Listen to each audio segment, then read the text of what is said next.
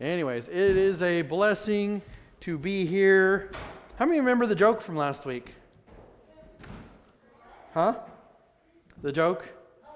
You remember the joke? Did you hear the joke, Grandma? The joke was... No? You didn't hear it? What does it... Oh. What did the police officer say to his tummy? Stop! You're under a vest. All right, and today we have another joke. And anyways, it is a blessing to have everybody here. Blessing to have some visitors on a Thursday night. And anyways, but today's joke, you'll have to wait till the end to get the answer. But what did the science book say to the math book? Don't worry about it. We will get you the answer. What did the science book say to the math book? But it is a blessing to be here. And Tim, if you could mic up and open us in a word of prayer, I would appreciate it. All right, let's pray. The Lord, thank you today. Thank you for what we got done. And the kids, if they get their school done, and all the projects they get done, and everybody's job they get to work at. And thank you for tonight. We're fixing to hear your word, and that we can get something out of it. For your will. Amen. Amen. All right. How many remember what last week? You remember, many of you remembered the joke. How many remember the lesson? What did we talk about? If you could describe last week's lesson in 2 words, or in a couple words, what would you say? Anybody out there? Wow, everybody remembered. So I'm going to preach last week's message all over again. No, rising early. Rising early. We learned a lot of things about rising early. We looked in the Bible and we noticed that it happened a lot, and people met with God early in the morning, and we encouraged you. And we talked about how if you're gonna wake up early in the morning, you have to go to bed at a decent time. Anyways, important things. Well, today we're going to be talking about being contented, or being content. Very important. We live in a world that is covetous. Now the Bible said, so many times when the Bible tells us not to be something, one of the 10 commandments, we're not supposed to covet. What does that mean? That we're not supposed to constantly be looking at the things that other people have and wanting and needing to have those things. But instead the Bible teaches us that we're supposed to be contented. And so I would like you to turn Bibles above your heads. Bible above your head. Do we have our runner ready with the mic? Bibles above our heads. 1 Timothy 6, verse 8. 1 Timothy 6, verse 8. Charge!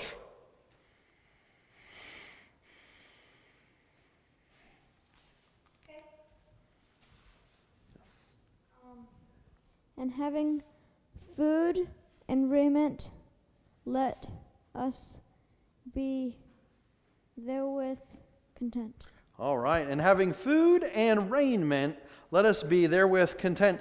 Interesting how God summed things up in about 9 words? 1, 2, 3, 4, 5, 6, 7, 8, 9. In 10 words, God said some very powerful things to you and to me. And it's interesting. Have you ever noticed that sometimes mamas and papas will give very clear commands, very concise commands, and they won't say other things?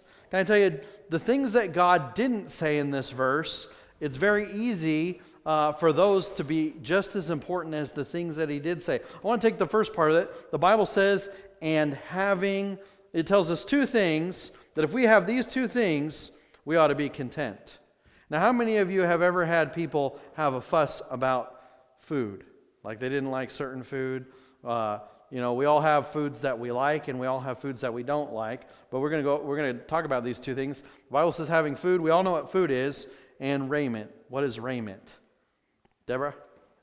Clothes means the things that you have on. Now the Bible says, "And having food and raiment, let us be therewith content." I want you to practice that word, because I've always said it wrong since the time that I was little, and it's only been recently that I've said it right. Say raiment.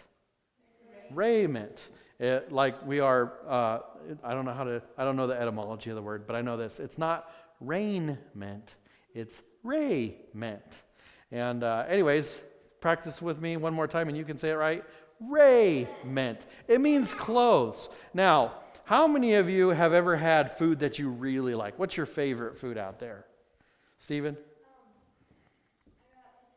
Ooh, pizza. How many like pizza? How many like steak? Steak is my favorite food. My favorite meal would be steak and rice. Wouldn't that be amazing to be able to eat that a whole lot? Steak and rice. Some people like pizza. Some people like Mexican food. How many like Thai food? We have a really good Thai restaurant in town. But you know what the Bible says? What the Bible doesn't say? The Bible says if we have food and raiment, meaning clothing, we're supposed to be content.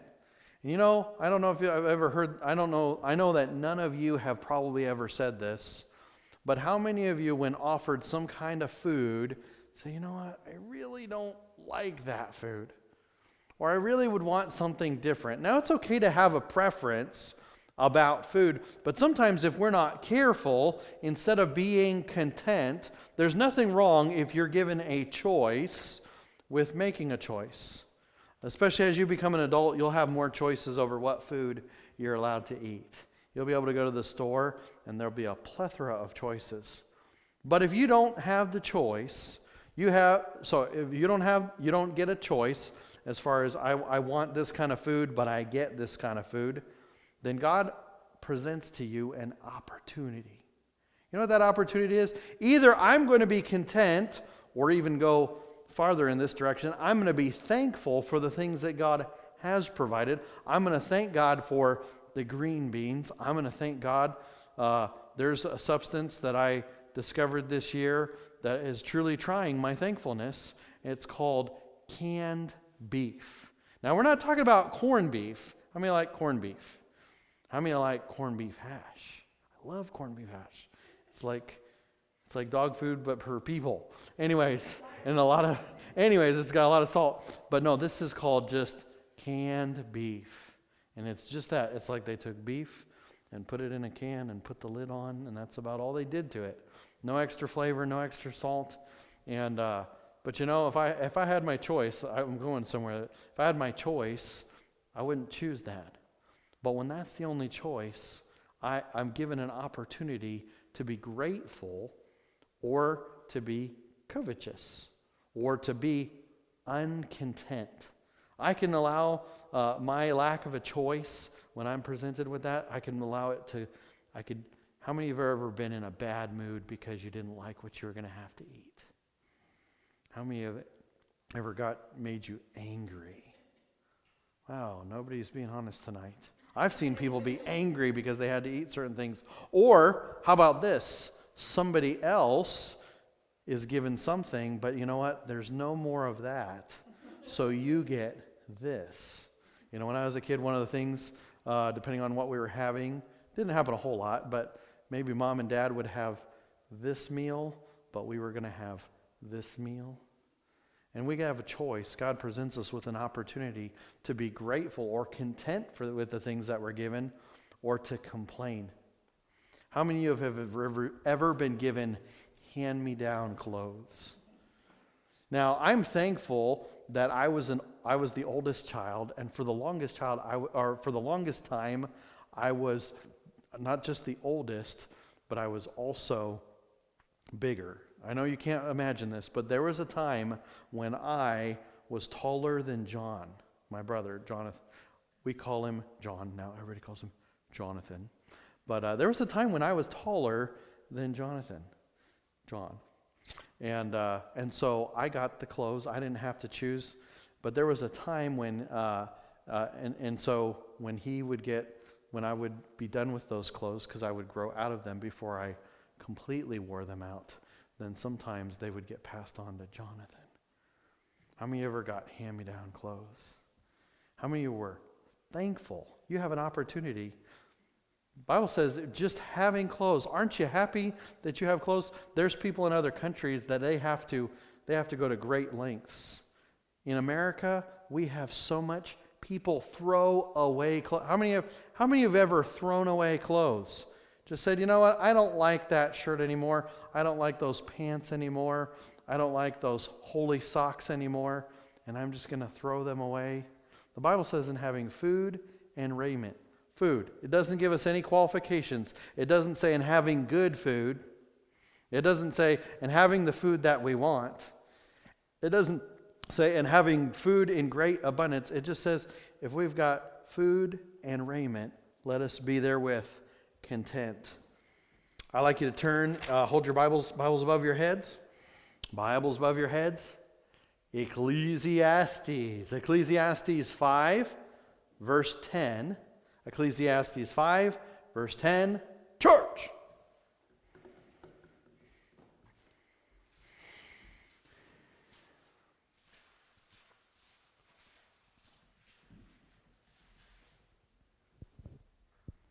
Anna. He that loveth silver shall not be satisfied with silver, nor he that loveth abundance with increase. This also is vanity. All right. The Bible says, he that loveth silver shall not be satisfied with silver, nor he that loveth abundance with increase. This also is vanity. Now, we've used that word before, vanity. What does vanity mean, class? Deborah? Emptiness. He says, I look at something and it is emptiness. It says this, he that loveth silver shall not be satisfied with silver. Now, there's a lot of things that we need, but sometimes there's things that we don't need. And sometimes there's things that we can collect a lot. How many of you, not probably a few of you, how many of you have a gun? A couple of you have guns out there? How many of you know people that collect guns? How many guns do you need before you have enough? Just one more, right? That's how many, you know, I'm thankful. I have a couple guns. I don't have a desire to collect a whole lot more, but I'm thankful for what I have. How many of you collect army men? How many army men do you need, Stephen? 500. If he had 500, so he's got a limit. But I know some people that the more army men, the merrier, and more and more and more. How about dolls? How many of you just have one doll? If you young ladies just have one doll and that's all? How many dolls, Deborah, would you need to have enough? Just one more? Just one? No? If she had more, she'd be thankful. She's contented, but she'd certainly be thankful for one more, right? There's a psychosis known as stuffed animals. These are little animals that don't actually resemble the creations of God, but instead they're caricatures of the creation of God. Now, people that accrue these items, if you understand what I'm saying, if you were to ask them, as they're moving from one residence to another residence, or maybe from one room to another room, or one side of the room to another side of the room, and you ask them, how many of these are really important to you? And every single one of them, if you had another one, do you have any space for any more? Yeah, just maybe one more. How many would make you happy? And understand this, the Bible says, he that loveth silver shall not be satisfied with silver. If he's got 10 coins and he loves those things, then how many more does he need to be satisfied? There's no end. And see, if we're not careful, the things that we love, the Bible says, love not the world, neither the things that are in the world. We got to be careful about what we set the Bible says, set your affection on things above and not on things on the earth. There's very few things and very precious that are here on this earth that you can take to heaven. Do you know that your family is one of those things that if you're careful to share the gospel, live a good testimony, and our prayer is that God would allow us to take some of our family to heaven, or that he would take them to heaven.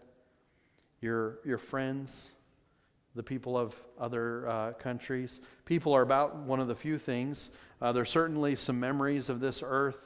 There's certainly some works that we'll be doing for God.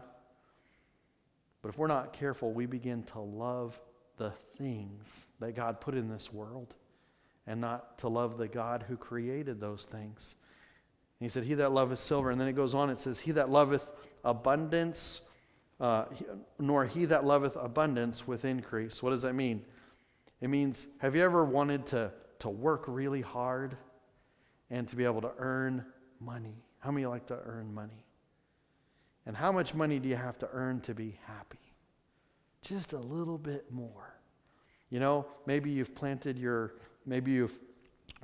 crop, and God gives you, a 5-fold increase. How much do you want next year? You be happy with a 5-fold increase? No, you want just a little bit more. And understand this, it's in our nature to want to do more. And I believe God built that into our nature. But the other thing that's in our nature is wanting to get more, wanting to have more. I knew, I'm not going to name any names, but I've known people that collect little stuffed animals, Beanie Babies. And I've known people that do that in excess. And I'm not just talking about stuffed animals, I'm talking about certain Beanie Babies. And I know there are good people who give those away and they use them as presents, and that's something that they were able to get and give later. But I know people that have them, tubs of them, that have never been touched. How many more Beanie Babies do you need? Just one more. How about stamps? You ever met somebody that collects stamps? When I was a kid, it was stickers. We had all kinds of stickers. When you were good, you got stickers. Even when you were bad, you got stickers. Because we had these scratch and sniff stickers, and some would smell like raspberries, and some would smell like chocolate. And you know what they even made for teachers to give to bad students? Ones that smelled like dirt. Like they really smelled bad. And you would scratch them, and they would smell bad. So all that to say this, stickers. These stickers, like people had books, thick books of every kind of sticker you could think of. And as soon as they got a new sticker, they would have it in a book, and sometimes they'd have multiple books. And years later, I doubt that anybody from the late 80s and early 90s has any of these stickers that were so precious and so important and such a status symbol. The Bible says, he that loveth silver shall not be satisfied with silver. He that loveth stamps, pencils, stuffed animals, dolls, army men, guns, you name it. When you love that thing more than the giver of those things, you can collect them and accrue them, but they don't fill that void, that need. He goes on in Ecclesiastes chapter 5. I love what he says in verse number 15. As he came forth of his mother's womb, naked shall he return to go as he came, and shall take nothing of his labor which he may carry away in his hand. We've all heard it said, there is no U-Haul behind a hearse. What does that mean? When you're dead, you don't get to take any of that stuff with you. Verse 18, behold, that which I have seen, it is good and comely. Notice, God's given us the answer. It is good and comely for one to eat and to drink and to enjoy the good of all his labor that he taketh under the sun all the days of his life, which God giveth him. For it is his portion. It's a whole lot more important than being excited about the next thing that God gives us, or the next thing that I can go put my hands on and it becomes mine in time. And he's just given earthly, worldly, under the sun wisdom. He says this, you know what ought to occupy your mind and your devotions a little bit more than that? Is what is God allowing you to do? What is the work that he has allowed you to do? Sometimes we get so future-minded. Young people are thinking about college, or you young people are thinking about high school, and what am I going to get to do when I'm in high school, and when am I going to get to ride a car or drive a car, and when am I going to get to travel and go places and do things and be big enough, and I'll have a job, and then when I have a job I can buy things. You know what the Bible tells us in verse number 18? It says, behold, that which I have seen, it is good and comely for one to eat and to drink, and to enjoy the good of all his labor that he taketh under the sun. What is the labor that you're working in right now? Have you ever thought about if you and I were not so double-minded thinking about the collection of silver, the collection of things, and we were more focused on the work that God had given us, whatever it is. Maybe it's in your home. Do you find enjoyment in accomplishing things in your home? Maybe it's in your schoolwork. Are you asking God, you know, a lot of times we do it subconsciously. God, if you'll just give me this thing. When was the last time you asked God, can you make me excited about my schoolwork? Can you make me excited about my chores? God, can you help me to find contentment in just sitting around when I'm told to just sit around and wait? And a lot of times we find our contentment and our enjoyment in things that are outside of our reach, rather than things that God has put right in our lap to do. He goes on in verse number 19, and he says, every man also to whom God hath given riches and wealth, and hath given him power to eat, and given him power to eat thereof, and to take his portion, and to rejoice in his labor, this is the gift of God. For he shall not much remember the days of his life, because God answereth him in the joy of his heart. Again, the Bible says, every man also to whom God hath given riches and wealth. If we're not careful, we forget where the things come from. And I tell you, when it's a kid, when you start out as a kid, from the time you're a baby, everything is given to you. When you're a baby, literally, you are completely dependent. You know, as you get a little bit older, most things are given to you. But there's a few things that you can say, you know, I earned this, or I made this, or I got this myself. As you become an adult, most of the if we're not careful, we get this perspective that, you know what, everything that I have was because I got it. You know what Solomon says? He says, you want to have the right attitude toward things? He says, every man also to whom God hath given riches and wealth. You remember that everything you have, ultimately, God allowed you to be able to have it.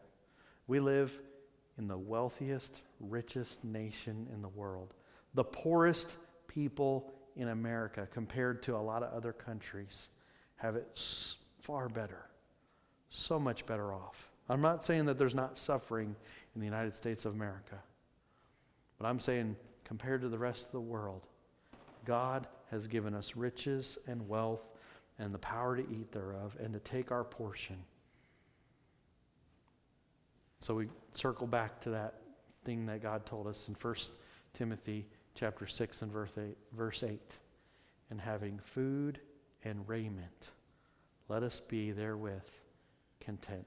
Again, an unqualified statement. If you're, none of us are wasting away. None of us are skin and bones. None of us are freezing cold because we're not clothed like we need to be. And as God's people, one of the defining characteristics where people ought to be able to look at us and say, you know what, that person is a Christian, is because we are content with such things as ye have. Why? Because our contentment is not in the things. Our contentment is in the giver of those things. And that's Jesus. The heads bowed and our eyes closed. Let's close in a simple word of prayer. Father, I am very grateful that you have given us so much. And you may give us times where we do not have those same amount of things and where we have to do without. But Father, just like Job was content when he had things and content when you took those things away, help us to be content with such things as we have, and help our peace and our joy and our tranquility to be found in the person of Jesus and not in the presence of the present. And we ask these things in Jesus' name. Amen. Amen. Who can remember our question at the beginning? What did the science book say to the math book? The science book said to the math book, "You've got problems." The Lord bless you. You're dismissed.